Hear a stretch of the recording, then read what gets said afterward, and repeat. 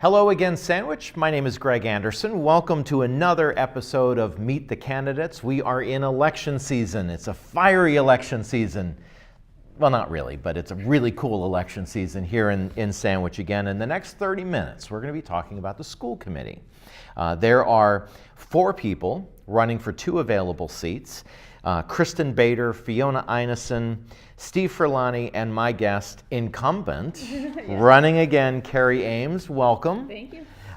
So how is the campaign going? It's going well. Yeah? It's going well, yeah. I feel that people know me, so I don't really have to say, this is who I am. Yeah. So that makes this time a lot easier. You have you have the recognition. You are very vocal in the school committee meetings. A good thing. Yeah, I think so. The school committee is not there to just push things through. We're hired by the taxpayers in town and by the parents and the students and the staff to make sure what we're doing is correct. So if you don't ask questions, you're not going to get the answer. Right. So let me ask you this, and I've said this to actually one of your challengers.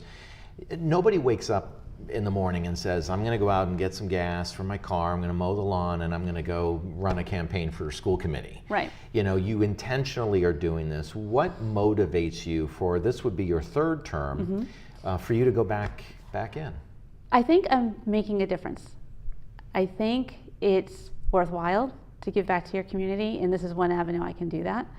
I know the job now, so I know the constraints, I know what I can't do, I know how much time that it takes out of our lives and how to manage that better now.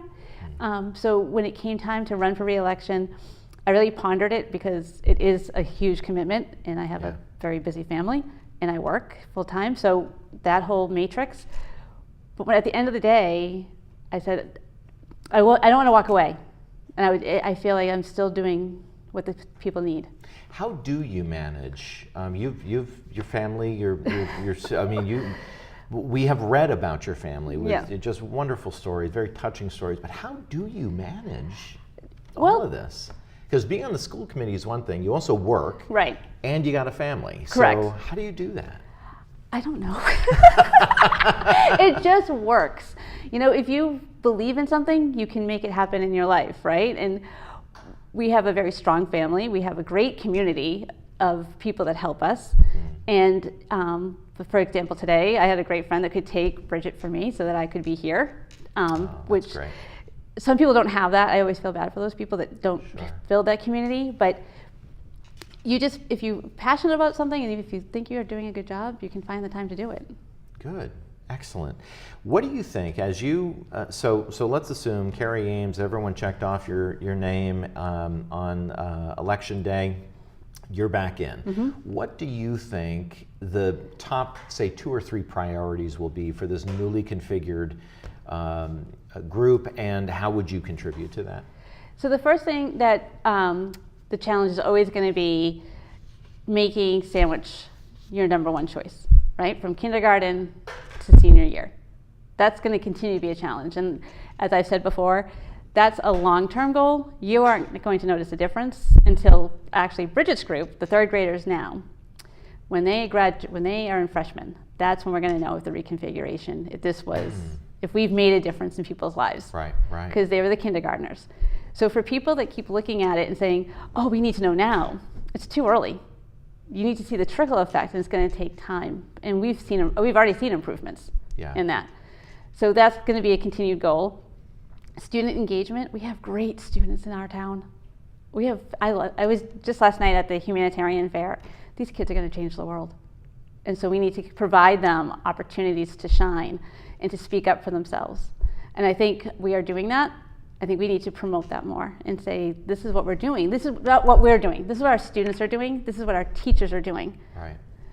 So that would be the second one. And the third is always going to continue to be fiscally responsible to the town, so that they know that we are spending their money wisely, and that we're transparent in how we're doing that. And I think since I've been on the committee in the past 4 years, we are getting better and better at our message to the town, so that they believe us and that they know we're telling them the truth. And if they have a question, we're willing to answer it. We're not willing to say, oh, look over here at the shiny object. We're saying, yep, you're right, this was not a good program, or, oh wait, we could have been better this way. And we've taken that constructive criticism and worked to make positive changes. Do you feel there's enough town participation in the school committee efforts? And I'll go to the basics, which is, do you get enough people showing up at meetings, asking questions? No.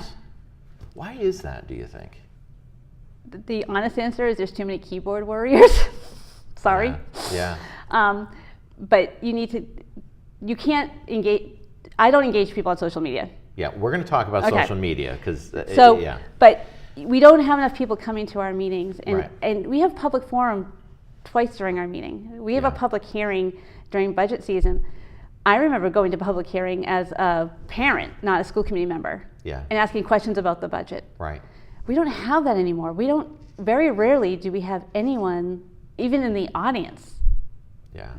So, I don't know how to get them there, but it is an interesting thing, and let's talk a little bit about that social media piece, because I live in this community, as do you, and social media, particularly Facebook, has become this. For some, it's a wonderful way to get the word out, things that are happening. You ask for the greatest plumber in town, and you've got some really great things.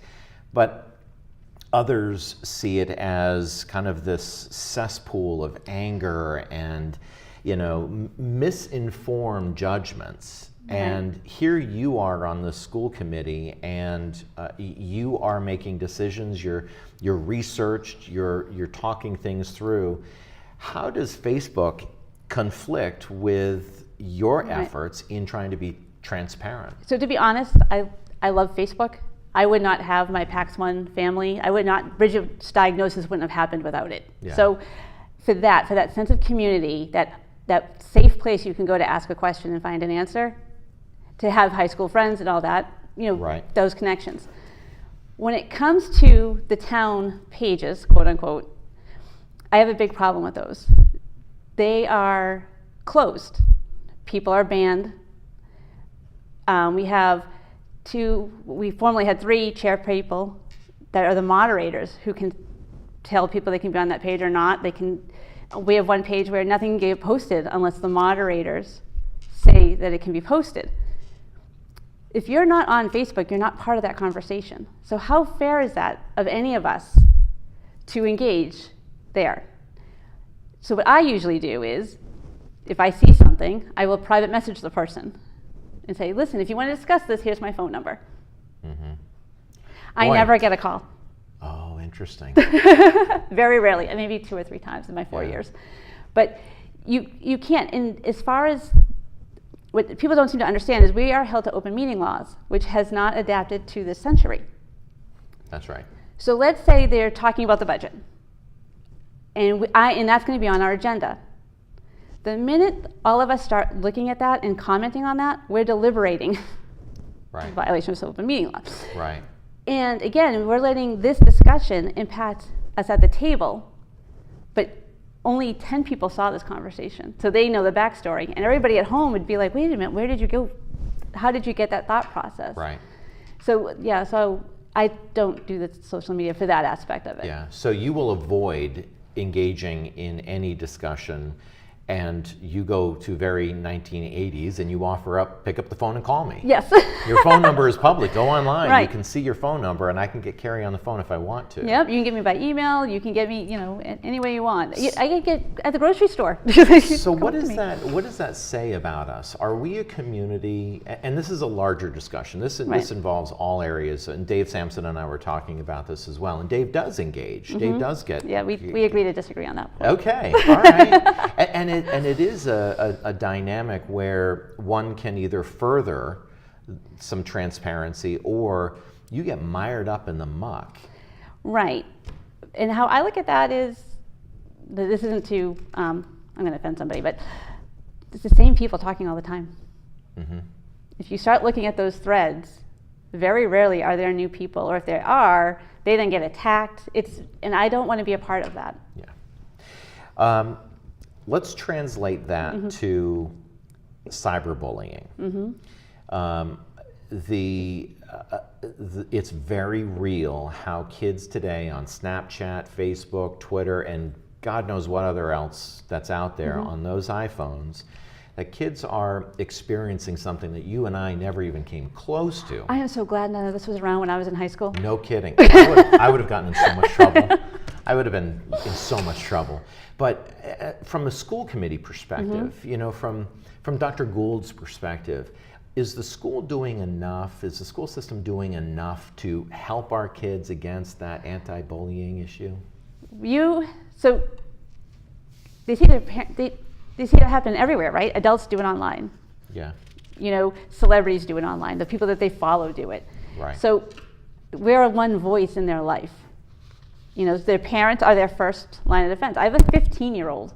Like, her social media is very contained, and I have access to it all, so I can see what she's doing. Yeah. I'm a bad mom. I'm a mean mom. No, but you're not. But the school, unless it's happening, sadly, on the school property or on their devices, the school can do its best to encourage good behavior, but we have limited control outside of that. Yeah. So all we can do is keep instilling from kindergarten to high school, how do you be a good person? How do you be a good friend? And we have more kids speak up against bullying than are being bullied, I believe. I truly believe we have a great resource in our kids for standing up for other kids. And you're speaking to culture. You're not speaking to policy. Right. Which is a wonderful thing, and other communities are not as fortunate. Right. We got good kids in this town. We do, and we have strong policies in the school committee that are followed with, you know, Officer Cabral and our administrators and our teachers, and the kids, they're in their handbooks. They're held accountable now. Enrollment numbers, K to 12, are dropping. Right. People aren't having 6 babies anymore. Why not? We have a bunch of Irish people around here. Isn't that what, you know, a bunch Irish, you know, they do that. No, they don't. They are not having 6 kids. But the numbers are dropping. It begs that question, which I ask every candidate as we're talking about this. Are we competitive enough in Sandwich to keep the kids here that live in town from going to the private schools and elsewhere? Do you feel we are as competitive as we should be? I do. I think that we have innovative programs. I think we have programs. We need to do better, and I think Dr. Gould and her administrators are fantastically looking at what other schools, not just Sturgis, but what Upper Cape is doing, what Silver Lake, what all these other schools are doing, and taking best practices. And again, you know, Dr. Gould's been here almost 3 years. And Mr. Mulcahy's only been here 2. You know, Mr. Dentino has been here his whole life, but as a leader of the school, is only relatively new. So you need to look at what they're doing. They're differentiating education. At the high school level, they're bringing out more AP classes. They're bringing in business classes for the kids who aren't AP. They're bringing in technologies for the kids who want to be hands-on. There is so much good here in Sandwich that you get just as good an education here as anywhere else. The difference is we're not on U.S. World Report as being one of the top 5 schools in the world, in the country. So it's a little bit of status symbol. Yeah. For some. For some.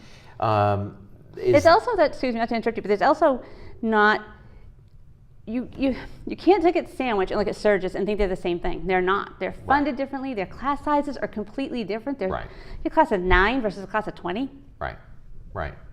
Yeah. But with dwindling numbers, that's a priority for the school committee and, of course, Dr. Gould to be thinking, how do we turn that around? The high school is doing okay as it relates to the enrollment numbers, or we're still having outward migration, but that's trending down. Okay. At what point do we become at risk of needing to consider regional schools and, you know, that whole discussion? I don't think Sandwich is there yet. I honestly don't. I think we're a big enough town. I personally, I don't care for regionalization. If you look at the pilots on the Cape that have done that, it sets one town against another.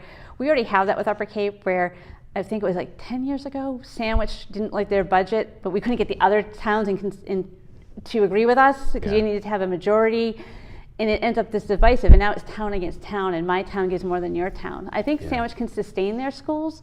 You just have to be fiscally responsible in how you do it. Okay. Let me ask you about being on the school committee. Do you feel that if you're on the school committee and you have kids that are in the schools, a school age, need to be in a school system because they're at that age, should they be enrolled in Sandwich schools? I don't think so. I don't think so. Because the funny thing is, the parents, like myself, that their child went to Sturgis, they're vilified. They're like, how did your child go to Sturgis? Nobody cares about the kid who went to Upper Cape, or went to Tabor, or went here or there, or to Lighthouse Charter. Yeah. It's just that we've vilified Sturgis to a point. Here's the thing. Well, number one, I can take what my daughter likes at Sturgis and be like, talk to Dr. Gould, like, this is really working there. Or Dr. Gould was actually implementing something recently. I said, you know what, they do that at Sturgis, and it's really made a difference in my child's life. Great. Here's the thing. So you can pull a best practice exactly from the outside, if you will. But here's the thing. If you're going to say a school committee member has to have their child in town, then a finance committee member and a board of selectmen can only eat in town and shop in town. Right? Yep. Because why would you go to Hyannis for dinner? They have plenty of restaurants in Sandwich. You're supposed to be building Sandwich community, right? And I also think there's a fine line between being a school committee member and serving your town, and then that town saying, this is how you have to parent your child. And I don't think that's a fair litmus test. One of the differentiators, let's talk about differentiators between you and your challengers. How do you see yourself different from them? This is not to slight them, but I have the institutional... They're not here. Just you and me. But I've been on the committee for 4 years. Before that, I was a very active PTA member. I was part of when the schools redistrict. I was part of the whole, how do we make this transition safe, especially for those children who have challenges? That was one of my really worries. That's why I ran for school committee the first time, because I was on those committees. I was like, ooh, something's not gelling here for me. Yeah. I think that you need, I bring the knowledge. I know what happened 10 years ago. I know what happened 4 years ago. I know that you can learn from those mistakes or from those gains, those things you did right. And I think that's very important. I also think I am vocal. People know how I feel. Yeah, we're going to talk about your experience in the budget process, my friend. But you know me. You know that what I stand for. And if you like that, that's awesome. If you don't, tell me how I can improve it. I had one person email me and said, your body language. And I clued in. And they felt like that Dr. Gould and I, this was maybe 2 years ago, a year and a half ago, we were having a disagreement. And they said, you seem really angry. I'm like, I wasn't angry, I was passionate. I wasn't mad. I really believed in what I was saying. Yeah. So to learn from those people has been very important to me. So there are 4 of you running. You're the only incumbent. Yes. The other 3 have never been on the school committee. Right. So you're going to get a new person on there. Are you endorsing anybody? No. Why not? I never have. Never have? Not if I've been in the race. Okay. Actually, let me take that back. I did actually endorse once. But in this case, I don't know them. I've never met them outside. I met 2 last night. They're not at the meetings. They're not asking any questions. Before I ran the first time, I was at all the school committee meetings. I was taking notes. I was asking questions. And so because I don't know them, I don't know how I would feel with someone sitting next to me. So that's fair in terms of not giving an endorsement, but doesn't that give you pause that 3 people that are running for a school committee are not at the meetings and they haven't made an overture to someone that is on the school committee? They might have made it to somebody else on the school committee. I don't know if they have or not. But don't you need to attend the meetings to get a sense of the vibe? And I think so, personally. Maybe they watch at home. I don't know what anyone does, but you have to be committed to this to do it. Yeah. You can't.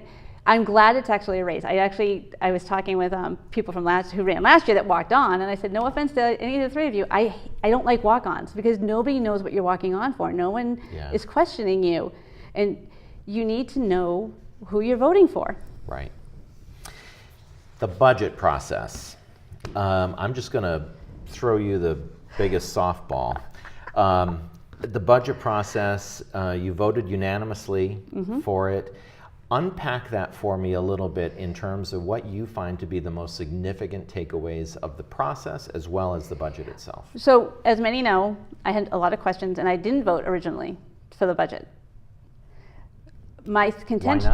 Why not? The Board of Selectmen had come in at this number, and we came up here. And I looked at the budget and looked, we can pare this down. I honestly believe that there were places that we could cut with significant savings. And something that bothers me is someone says, oh, it's $70,000 in a $30 million budget. That adds up. That's like some people's full-year salary. Right. And it's not your money, it's the taxpayers' money. So we need to make sure we're doing well here. Yeah. So I felt then, as what happens when you're having these discussions, and then the Board of Selectmen says, wait, if you come in here, the town can handle it. Then I was comfortable now. Okay, the Board of Selectmen and the Finance Committee are saying the town can afford this budget. We've come in over what they've asked the past 3 years. Every time you come in over, you have to come in over again and again and again. And I was trying to make a point of saying, we have to have some type of guardrail here to make sure that we're doing things right. What about the budget do you like? What about the budget do you not care for? Oh, I hate budget season. My family hates budget season. Yeah. You know, we get our binders through the week. Everyone's on Christmas break. There you go. That's how I spend Christmas break. It's combing line by line, 300 pages, not 300 pages, but what I like about it is you truly get to see where the money's going. Anyone can do that. Yeah. Anyone can grab the budget. Once a month, Ms. Austin comes and she shows the over-under. It's all transparent. Right. But I like seeing where they come up with innovative ways to do things. I don't like when you look, like what happened a few years ago, and you realize a position that you believe is vital was cut. Right. But that gives you the gumption to say, hey, wait a minute, I can't endorse this because of X, Y, Z. So was there anything in this budget that you did not care for? You know, for example, Jay McGrail had rolled out his capital improvement plan, and we came up with like $25 million worth, and then it got, distilled down to the priority of about $3.8 million over several years. Anything in there that you were thinking, not quite sure In the capital plan or in the budget itself? Both. Okay. So in the capital plan, Mr. McGrail was very strategic about it. I felt that I liked the way he said, we have these funding mechanisms, and if not, then this is how we'll do it, and this is a fluid process. I like that. I wish, because the capital budget is a little bit more far-reaching, in the school budget, it's 12 months, right? And you have to spend that money or, I felt that we had areas in the budget that definitely we could have trimmed. Do you have an example? The recess monitors at Oak Ridge. That's $75,000. And not that I don't want to, lay off anybody, but $75,000 when you're looking to possibly cut a teacher, because that was one of the scenarios. That to me was not equitable, and that's why when we got that compromise of no teachers are going to get cut, no ESPs are going to get cut, then I could go forward. Okay. Dr. Gould just signed a 6-year contract. Yay. I was just going to say, how do you think she's doing? What grade would you give her? I think what I like about Dr. Gould is she would never accept an A, right? Because she is one that's always looking at strategic improvements, ways that she can improve. Right. I think I know there are people at home that are concerned because it's a 6-year contract. I was thankful. Sandwich has been, so since I've been on the committee for 4 years, we are now going to be facing our 4th facilities director. This is our 2nd superintendent in my 4 years. I want longevity. Like I said earlier with that whole reconfiguration, you need that 9 to 12 years. Right. how can Dr. Gould or this committee enact anything to show results if in 2 years you're looking at another superintendent who's going to say, I like the walls pink. Right? So you need that. So I think, and the fact that we held her at 2%. And she willingly, because she believed in not getting more than anybody else, her final year of her contract, where she should have gotten 2.5, she's only taking 2. So it saves the town so much as financially. Yeah. But also it gives stability to our kids and I always think if you're a teacher or an ESP, anybody in the school, and you have a new boss every 3 to 4 years, what does that do to your anxiety level? Right, a little unsettling. What are the faculty? What are teachers and staff? What is it that they want to see in you to circle your name? Those that live in Sandwich, why would they support your candidacy? If a school committee has to have a kid in Sandwich, the teacher actually have to live here, right? Yes. Right? Exactly. Any town employee. So for me, I think I'm on the negotiating subcommittee meeting for my 4 years. So the union knows me. They know that I'm a straight shooter. They know that if they come up like something pie in the sky, I'm gonna be like, are you freaking kidding me? Like, I'm not gonna be like, oh, you can't do that. I'm gonna be like, seriously, dude? Right. So, and I think the teachers find me approachable. I think that they feel that they can talk to me in confidence, and not meaning outside of bargaining units or anything like that, but just if they have an idea. They don't feel like I'm gonna be like, oh, that's horrible or that's not. Yeah. It's difficult. One of the perks of not having your child in the school system is now when I go to see a teacher, I don't have to say, I'm not here as a school committee member. You know, I don't have to write on the email about my daughter. I'm writing them an email about my daughter. I don't have to preface it with that. Right. So, but they know me, and they know that they can talk to me if they need to, and I won't ever go above the chain of command. I won't go outside that chain of command, but at least I can be a sounding board. What about parents? You know, the mothers and fathers that you see at the supermarket or around town, why would they want to cast a vote for you? Because I'm inclusive education-wise, from the child like my own as an intellectually disabled child to the child who's going to go to MIT and solve quantum physics. I fight for each child to make sure that they are included and that they are served. Sandwich Community Television. We are here in the studios right now. The big boss lady is on the other side of that glass right now. The radio station, the TV station, definitely a part of the academic culture, if you will. Any thoughts on? I was just saying that last night. If anyone did not get to hear about the humanitarian fair, by the way, you need to find Jacob Swenson and learn about it. He did I wish you guys had been there to film it. He did such a great job. Okay. I was saying last night, there was a couple of your producers in the audience in high school. They are the most civically knowledge kids out there. They're at Board of Selectmen meetings, they're at finance, they're at school committee, they're at planning board. They know what's going on in their town. And I think they find it very empowering. I think that the collaboration between Sandwich Community Television, the radio, and the schools is vital. I went to high school, Wayne White was a year behind me. I remember Wayne White in the radio station at Sandwich High School in 1987. Yeah. And look at where his career has gone, right? Yeah. So I think it's a vital partnership. And I know that there's the whole funding mechanisms are at risk, and we've been working with you to make sure that we support whatever efforts you have there. Yeah. I know if I had this radio and television around when I was a kid, I mean, it just would have been terrific. We are running out of time, but I'm going to ask you what I've been asking every candidate. I've got 5 questions. Don't look at my notes here. Okay. You're either going to pick one, or based on the question, either pick one or give me the first answer that comes to mind, okay? Okay. Market Basket or Stop and Shop? Market Basket. Favorite Sandwich High School team sport? Oh gosh. Swimming. Best place to spend time with your kids in Sandwich? The beach. What book should every child read before they graduate from high school? Refugee. Of the following, which names family names do not have historical significance in Sandwich? Nye, Wing, Smack Bottom, or Tupper? Smack Bottom. If anyone got that one wrong, don't vote for them. Yeah, but you know what? I got you to say Smack Bottom on television. There you go.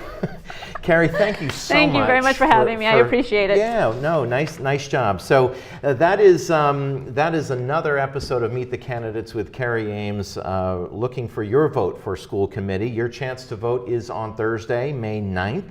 And I hope to see you at the polls.